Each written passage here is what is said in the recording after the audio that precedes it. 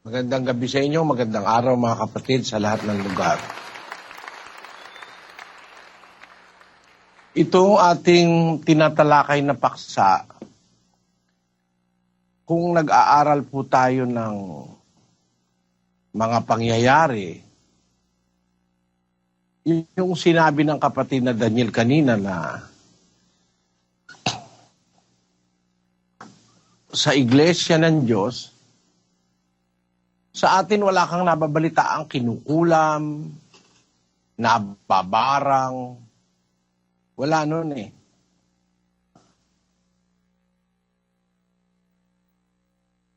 Kung meron mga halimbawa, isa o dalawa, maaaring nangyayari yun sa mga kapatid na hindi talagang maituturing na kapatid. Alam naman natin yung nakasulat sa Biblia, merong mga hindi tunay na kapatid dun sa 2:4 ng Galacia.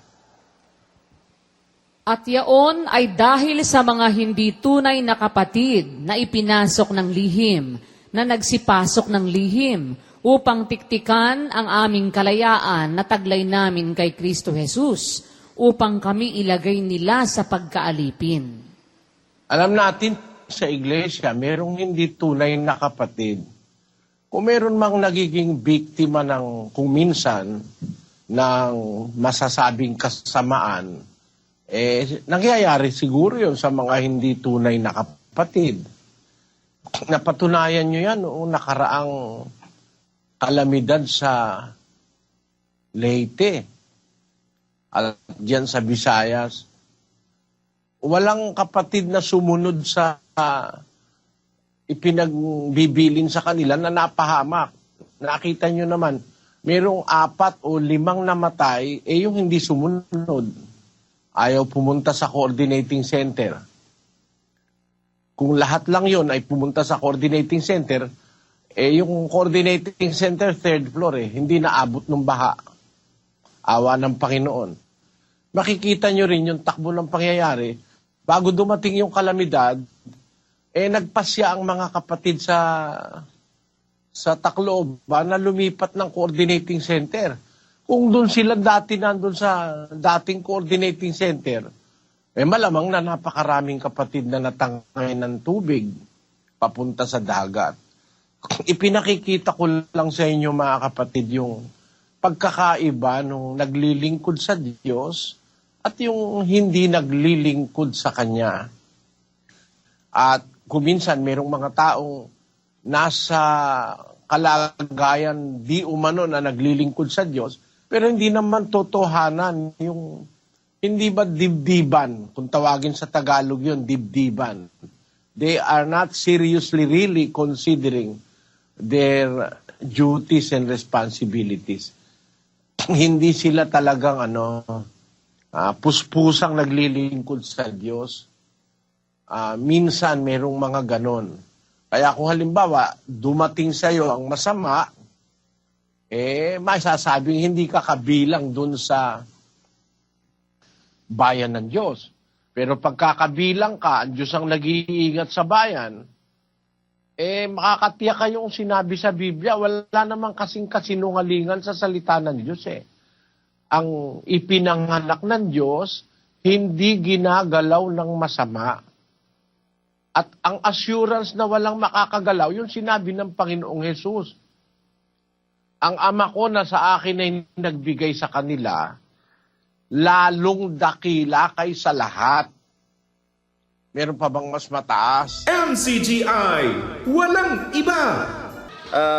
In case you are wondering po, baka po nagtataka kayo Meron kung pa anong bang mas vitamins dakila? ang Wala ginagamit namin para sa mga manok namin. Ito po, ipapakita ko po wala sa nang inyo. mas dakila. Ayan po, Hindi talagay sila lang. maaagaw nino man sa kamay ng Ama.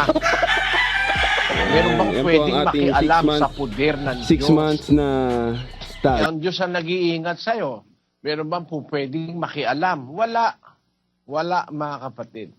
Kaya doon pa lang meron ka ng assurance Meron ka ng katiyakan, kasiguraduhan na walang masamang mangyayari sa'yo kung ikaw ay nasa pag-iingat ng Ama.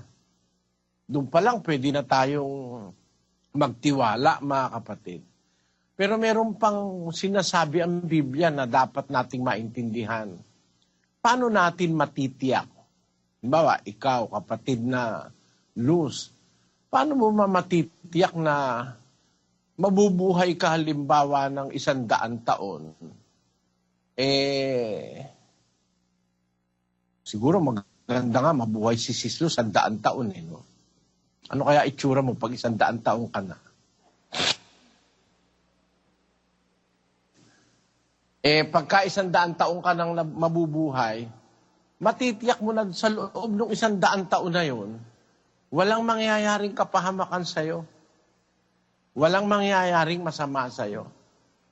In that whole lifetime of 100 years, if you are a servant of God, you can be certain, you can be sure that there will be nothing wrong or nothing untoward or nothing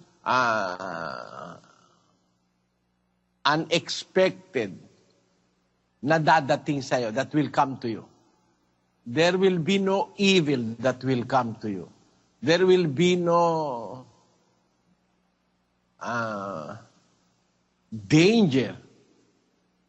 There is a way to be certain. Mayroong paraan para makatiyak. Alam nyo kung alin yun, mga kapatid. Ito, hindi lang natin napapansin dito sa talatang ito Nung mapansin ko ito,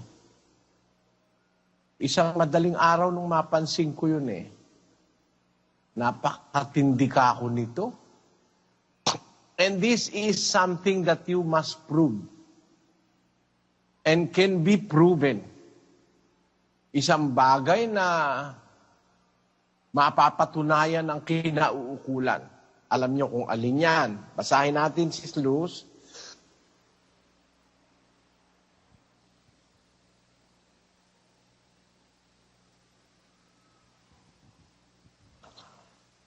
Ang 8:28 ng Roma. At nalalaman natin na ang lahat ng mga bagay ay nagkakalakip na gumagawa sa ikabubuti ng mga nagsisiibig sa Diyos, sa makatwid bagay niyaong mga tinawag alinsunod sa Kanyang nasa. Kung napansin nyo yung talata, mga kapatid, may napansin ka, Sis Luz? Iniisip ko nga po kung ano yun, Brad Eli, kasi lagi nga nating nababasa po itong talatang ito at nalalaman natin na ang lahat ng mga bagay ay nagkakalakip na gumagawa sa ikabubuti ng mga nagsisiibig sa Diyos, sa makatwid bagay niyaong mga tinawag alinsunod sa Kanyang nasa. Lahat po ng nangyayari. Yan, kapatid na Luz, yung mga tinawag ng Diyos. Opo. Hindi yan intruders. Hindi yan pumasok ng lihim. Opo. Kaya nasa iglesia yan, tinawag yan ng Diyos. Tama po. Ngayon, ang gusto kong ipapansin sa iyo dyan at sa mga kapatid, yung salita ni Pablo na sinasabi niya sa mga miyembro sa Roma. Ang salita niya, nalalaman natin. It's either by experience, by teachings, alam nila. Sapagkat kung yan ay mali, tututol yung mga taga-Roma kay Pablo. MCGI, Sabi walang ni iba. Pablo, Went here from the nalalaman Philippines natin. How much you spent, you think, on So it's a everything common here? knowledge I don't among really know the brethren number, but I think na from lahat my ng part. bagay, Spend it again. 100% yes. Meron bang So you have my pwerang regards. bagay I dyan, know. Sis Luz? No. Zero. Wala po None. Lahat ng mga bagay ang sinasabi. Nalalaman natin na ang lahat ng mga bagay ay nagkakalakip na gumagawa sa ikabubuti ng mga nagsisiibig sa Diyos. ang paraan pala para makatiyak ka, na walang mangyayaring masama pagka umiibig ka sa Diyos, kapatid na Luz. Amen po. Pag umiibig ka sa Diyos, lahat ng bagay magkakalakip sa paggawa para ikabuti mo. May masama ba dadating sa buhay mo? Wala nga po.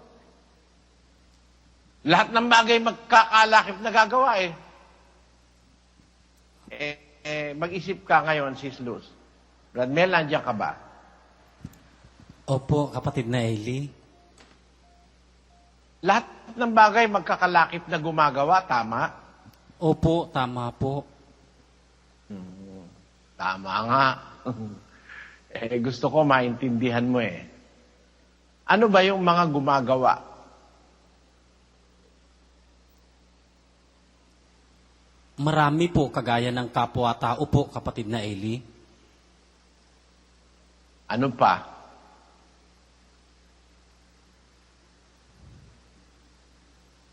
Siguro po. Mga anghel. Opo. Di ba gumagawa rin mga anghel? Nagbabantay yun Opo, tama po. Tama? Opo. Yung kaaway. Hindi ba gumagawa rin yon? Gumagawa rin nga po yun, kapatid na Eli. Pero walang kamalay-malay yung kaaway. Yung ginagawa niya para ipahama ka, kino-convert ng Diyos yun para ikabuti mo. Salamat sa Diyos. Amen.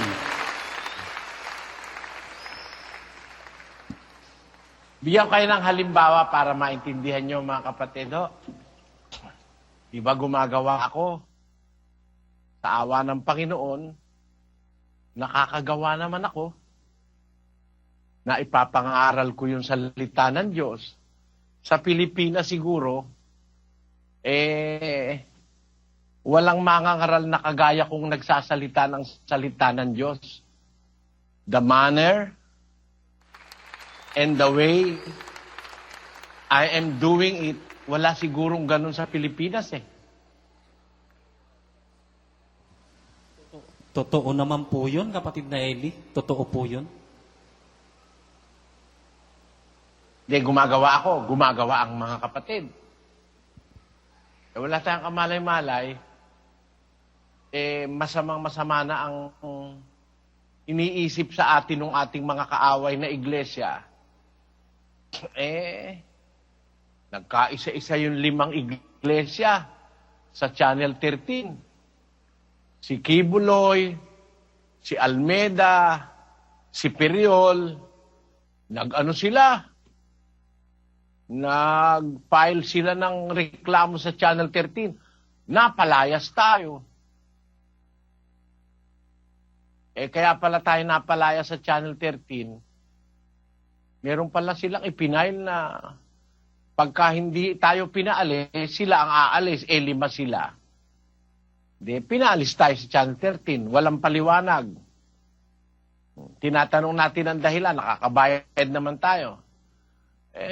Pinaalis tayo. Nung makaalis na tayo ron, nagpunta tayo. Saan tayo napunta, Brad Mel? Ang nalipatan po natin noon, kapatid na Eli, yung RJTV 29. RJTV 29. Na dun sa RJTV 29, mas mura ng kaunti kaysa sa Channel 13. Pero kahit mura ng kaunti, dahil hindi naman sikat yung stasyon, mas mahaba ang oras natin. Natatandaan mo yun? MCGI, Opo, talagang mas walang iba. nakakabuilo-builo po kayo kung sabay kong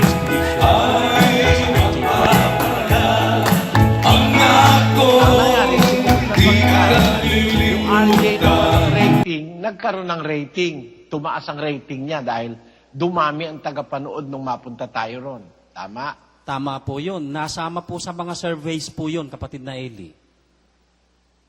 Nung mataas na rating niya, may pinagmamalaki na yung RJ29, nilakad naman tayo ng mga iglesia ni Manalo para mapalayas doon. Tama? Ganon nga po. Gumagawa talaga yung kaaway saan tayo napunta, Brad Mel? Nalipat naman po tayo, awa ng Diyos, sa SBN 21 naman po.